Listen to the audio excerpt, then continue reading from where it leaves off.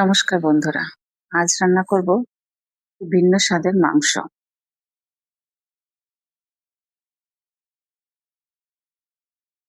প্রথমে কড়াইতে সরিষার তেল দিয়ে দিব। ফোড়নের জন্য দিয়ে দিব তেজপাতা, শুকনো মরিচ, গোটা গরম মশলা, এলাচ, জিরা। মরিচটা একটু বেশি দিয়েছি, পরে আমরা এটা পেস্ট করে দিব। মশলাটা ভাজা ভাজা হলে দিয়ে দিব পরিমাণ মতো পেঁয়াজ। পেঁয়াজ ভাজা হয়ে গেলে 1 চামচ রসুন ও 1 চামচ আদা পেস্ট দিয়ে দিব। আদা রসুন ভাজা হয়ে গেলে মিক্সিতে একটি টমেটো ও ফোড়নের জন্য দেওয়া ওখান থেকে 3টি শুকনো মরিচ পেস্ট করে নেব।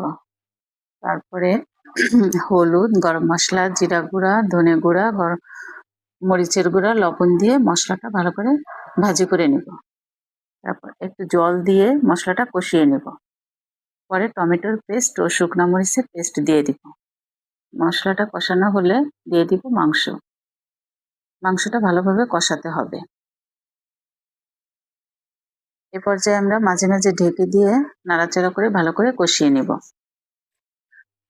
মাংসটা কিছুটা কষানো হলে দিয়ে দিব আলু। আলুর ভিতরে মাঝে মাঝে একটু গরম জল দিয়ে ভালো করে কষিয়ে নেব। কষানোতে যাতে আমাদের রান্না হয়ে যায় মোটামুটি। তারপর কিছুক্ষণ ঢেকে দিব।